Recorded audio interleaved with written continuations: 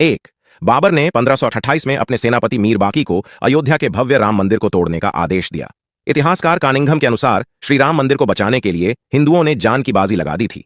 1,74,000 हिंदू वीरों के बलिदान के बाद ही मुगल मंदिर को हानि पहुंचा सके थे। मंदिर इतना मजबूत बना हुआ था कि तोड़ने के लिए तोप के गोलों का इस्तेमाल करना पड़ा। 2, मंदिर को नष्ट करने के बाद जलाल शाह ने हिंदुओं के खून का गारा बनाकर लखौरी ईंटों से बाबरी मस्जिद का निर्माण कराया था। 3, भीठी नरेश मेहताब सिंह को जब मंदिर पर आक्रमण की जानकारी मिली तो उन्होंने बद्रीनाथ तीर्थयात्रा रद्द कर दी और सैनिकों के साथ मीर बाकी से जा भिड़े। 17 दिनों तक चली भीषण जंग में दोनों ओर के असंख्य सैनिक मारे गए। अंत में मेहताब सिंह समेत राम भक्त वृद्ध केहरी भी वीर गति को प्राप्त हुए। 4, हंसवर रियासत के राजा रणविजय सिंह के कुल पुरोहित देवदीन पांडे ने 70,000 योद्धाओं के साथ बाबर की सेना से श्रीराम जन्मभूमि के लिए संघर्ष किया। युद्ध में बुरी तरह से घायल हो जाने के बावजूद अनेक मुगल सैनिकों को मौत के घाट उतारा और अंत में वीर गति को प्राप्त हुए।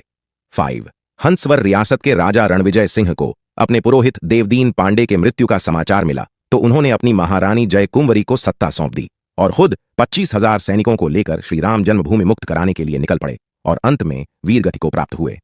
6, राजा रणविजय सिंह के बलिदान के बाद महारानी जयकुंवरी ने आनंद संप्रदाय के महंत स्वामी महेश्वरनंद के साथ मिलकर श्रीराम जन्मभूमि का संघर्ष जारी रखा।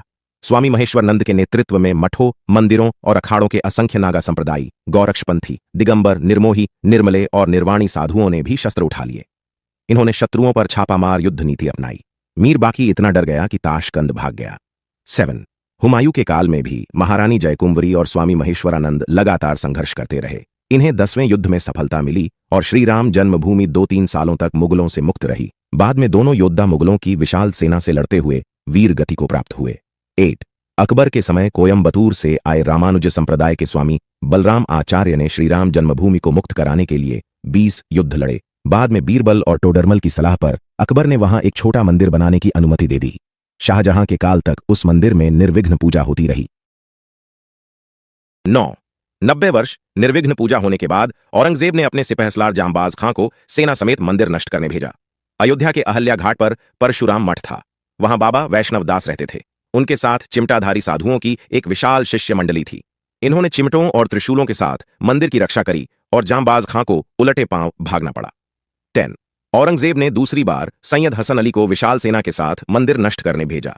बाबा वैष्णव दास ने समय रहते गुरु गोविंद सिंह जी से संपर्क साधा। वे सेना समेत मंदिर की रक्षा के लिए अयोध्या पहुंच गए। उन्होंने साधु सेना के साथ मिलकर मुगल सेना को धूल चटा दी। हसन अली सादतगंज के मोर्चे पर मारा गया। 11, 1664 में औरंगजेब ने फिर एक विशाल सेना मंदिर तोड़ने के लिए भेजी, लेकिन तब तक गुरु गोविंद सिंह भी लौट चुके थे। मुगल सेना ने चबूतरे पर बने लघु मंदिर को तोड़कर गड्ढा बना दिया, लेकिन श्रद्धालु वहीं आकर पूजा करते रहे। 12, अमेठी के राजा गुरुदत्त सिंह और पिपरा के राजकुमार सिंह ने नवाब सादत अली से श्रीराम मंदिर के लिए संघर्ष जारी रखा। हिंदुओं के लगातार हमलों से तंग आकर नवाब ने पूजा और नमाज दोनों की अनुमति दे दी। 13, आजादी से पहले एक अंग्रेज सिपाही अब्दुल बरकत ने फैजाबाद जिलाधीश के नायर के सामने बयान दिया कि 22-23 दिसंबर 1941 की रात करीब 2 बजे उसने मस्जिद के अंदर हल्की रोशनी देखी जो बाद में सुनहरी हो गई। इसके बाद घुंघराले बालों वाले 4-5 साल के एक सुंदर बालक को देखकर हैरान हो गया। थोड़ी देर बाद देखता है कि मुख्य द्वार का ताला टूटा हुआ है और मस्जिद में हिंदुओं की भीड़ एक सिंहासन पर मूर्ति रखकर पूजा कर रही है। 14, राम मंदिर आंदोलन के दौरान मुलायम सिंह यादव ने कहा था कि विवादित ढांचे पर परिंदा भी पर नहीं मार सकता।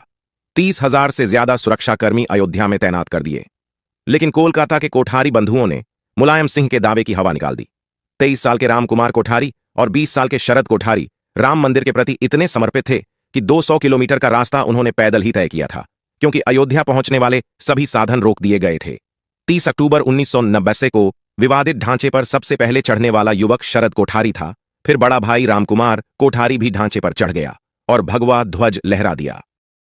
15, 30 अक्टूबर 1990 को विवादित ढांचे से सीआरपीएफ के जवानों ने दोनों भाइयों की पीट कर खदेड़ दिया, लेकिन इसी बीच पुलिसकर्मियों ने कार सेवकों पर फायरिंग शुरू कर दी। फायरिंग से बचने के लिए दोनों भाई लाल कोठी वाली गली में छिप गए। दोनों भाइयों को पुलिसकर्मियों ने बाहर निकालकर बेरहमी से गोली मारकर हत्या कर दी। सरकारी आंकड़ों में शहीद कार सेवकों की संख्या सिर्फ 5 बताई गई है, लेकिन मृतकों की संख्या इससे कई अधिक थी। 16, श्रीराम मंदिर के पक्ष में सुप्रीम कोर्ट का फैसला आने के बाद अयोध्या और आसपास के 105 गांवों के सूर्यवंशी क्षत्रिय परिवारों ने 500 साल बाद सिर पर पगड़ी और पैरों में चमड़े के जूते पहनकर अपने प्रण को पूरा किया। दरअसल इनके पूर्वजों ने 16वीं सदी में मंदिर बचाने के लिए मुगलों से युद्ध लड़ा था, लेकिन वे युद्ध हार गए थे। बता दें कि ठाकुर गजसिंह के नेतृत्व में मुगलों जंग हुई थी। इस जंग में ठाकुर गजसिंह हार गए थे। हारने के बाद गजसिंह ने श्रीराम मंदिर जन्मभूमि पर कब्जा होने तक पगड़ी व जूते न पहनने की प्रतिज्ञा ली थी। इसी प्रतिज्ञा का पालन उनकी आने वाली पीढ़ियों ने भी किया।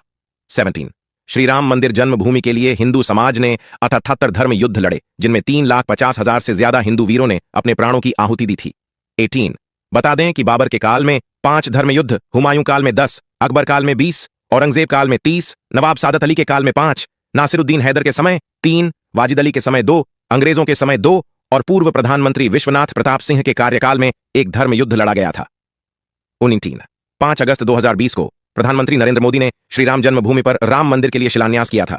इस साथ भव्य श्रीराम मंदिर की नींव पड़ गई थी।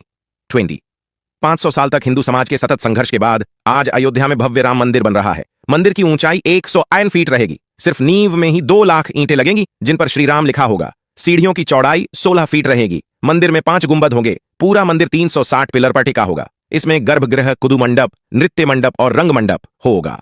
बोलो जय श्री राम, जय सिया राम। मेरा नतमस्तक सभी उन हिंदू वीरों को जो आखिरी सांस तक अयोध्या राम मंदिर के लड़े। जय हिंद, जय श्री राम।